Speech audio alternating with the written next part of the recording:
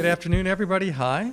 Welcome back to Lunch and Learn. I'm David Cowan, president of the museum, and our speaker today is Jonathan Nee. He is a professor at Columbia Business School and co-director of their Media and Technology program.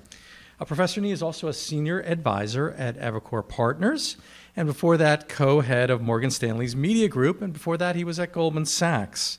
And prior to becoming an investment banker, he had an interesting job. He was Director of International Affairs at United Airlines, and he's also served as an adjunct professor of law at Northwestern University. Now, he has written, and his writings have appeared in The Atlantic, The Wall Street Journal, The New York Times, The Washington Post. He is the author of The Accidental Banker, Inside the Decade That Transformed Wall Street, and co-author of The Curse of the Mogul.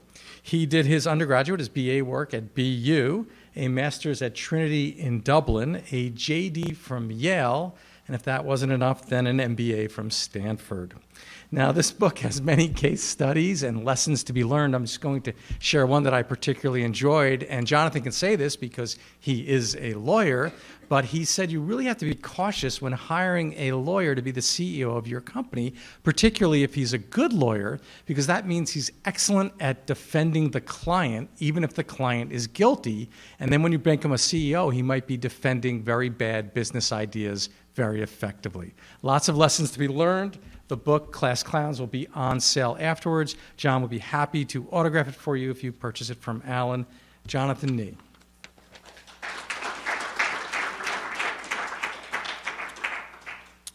Thanks so much, and thank you for having me. I'm thrilled to be at the museum. I'm now in the professorial business full-time, but I still keep a toe in banking, and my first book was really a history of investment banking, and this institution plays an important role in keeping alive the core values that make that industry as important as it is, and highlighting the differences between the themes of the industry that are positive and those that are a little bit less so. And we can talk about that if anybody wants to move it in that direction. But this book about people who have made a lot of money in other areas but managed to lose their shirts in education actually came out of work I did on the previous book, not the book about banking, but the book called Curse of the Mogul, which was a book about the media industry and how it was that these highfalutin moguls had managed to destroy shareholder value over a generation without anybody noticing. So you might say, well, what does that have to do with education and the education business? Well, the media business is not just what you think of intuitively, movies and books and records. The media industry is really about the creation and distribution of information and entertainment.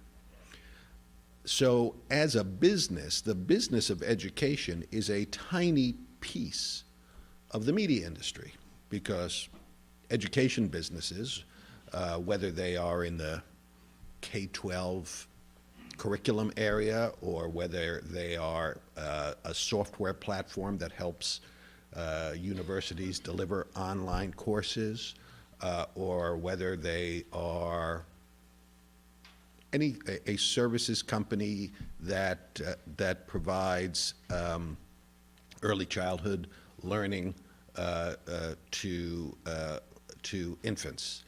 Those are media businesses. And as an investment banker for over 20 years, I did a lot of media deals, and a lot of those media deals were sexy entertainment deals, but a lot of them were in the education space, whether that was selling Simon and Schuster for Viacom to Pearson, or working on a software transaction in the educational space. And one thing that struck me was that people who had invested in the educational domain had a number of attributes similar to those who had invested in entertainment generally, but a couple of attributes that were importantly different. So what was similar was that they did miserably from a financial point of view. So that they had in common. But what was different was the animating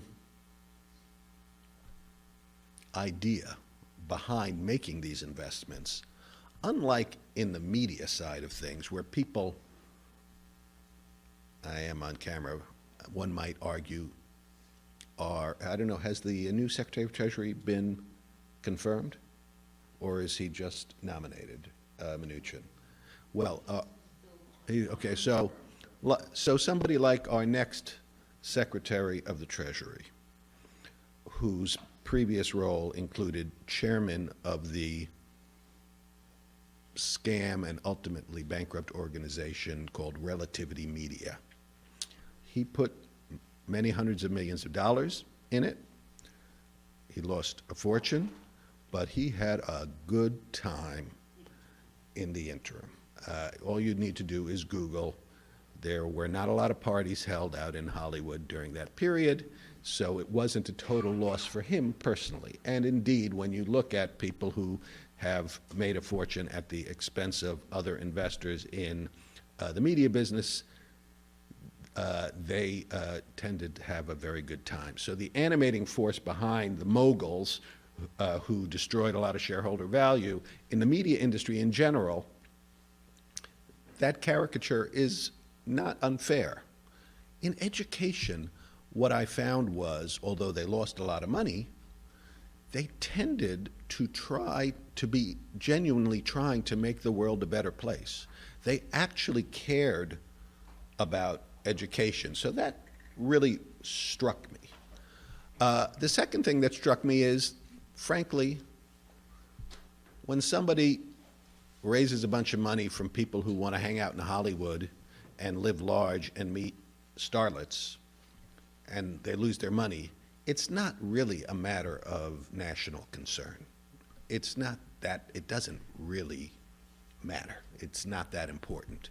But when people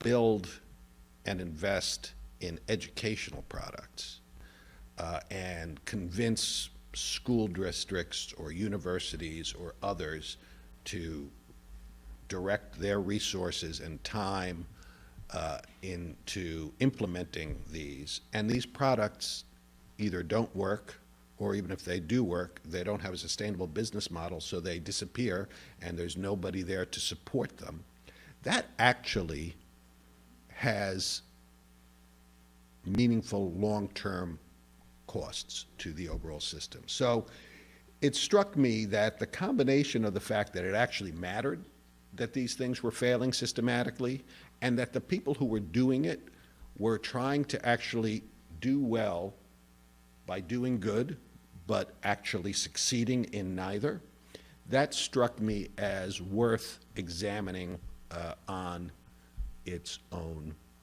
terms.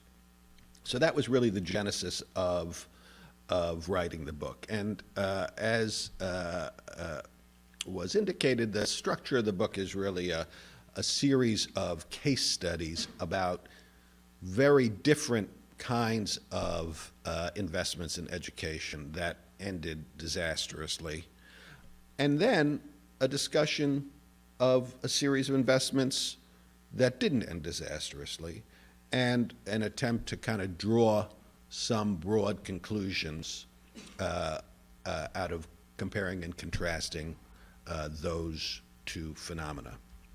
So what I thought might be useful is to stand back a little bit and talk about some of those general observations rather than relate one or another of the case studies, although I'm happy to, in Q&A, talk about any of those or anything else. I would say broadly, there is a high correlation between people who articulate their business strategies around words like revolution and transformation and failure. That is, the educational ecosystem is a very, very complicated one. Now, I talk about a broad range of segments of that ecosystem. That is, both the sales and distribution channels are quite different, as well as the nature of the product and content that's actually created is different, say, elementary versus higher, and then even within elementary or continuing education or early childhood education. But broadly, education is not a B2C market, B2C meaning business to consumer. And as we talked about, media in general is a very broad concept. Everybody always thinks about the B2C, so movies, things that are sold to consumers, or TV. But, you know, there are businesses like Elsevier, Reed Elsevier, which is a media company, but they're selling to professionals. So scientific journals, that's media. So those are B2B businesses. Overwhelmingly, education is a B2G business. You're selling to governments. That is, both K-12 and higher ed, the overwhelming purchaser of product are governmental entities, different governmental entities, and knowing which governmental entity and what decision-making and the like is critical to being successful. And indeed, the failure to focus on who the actual purchasing decision maker is, rather than focusing obsessively about something you have in your mind about the nature of the content or this or that, is frequently at the source of the problem. But just like in businesses in general, focus is overwhelmingly the source of success. Overbreadth is overwhelmingly the source of failure. That is not to say that revolution is not a legitimate ambition. It is only to say that your chances of success by trying to do everything at once are diminished significantly. Almost all of the cases of wild success, and some of them ultimately have been revolutionary, started at doing one thing very, very well, and then doing the next thing, and then the next thing, and then the next thing, and building on that success. It's analogous to how Walmart was successful. They weren't successful by saying, I'm going to be the global retailer that transforms the world. They said, I'm going to kick butt in Arkansas, right? I am going to have incredible local density and be able to do stuff that nobody else can do. And then once I do that, I'm going to go to the next, and then the next, and then the next. And indeed, where they failed was when they said, okay, now I'm going to go global, because that was not quite incremental enough.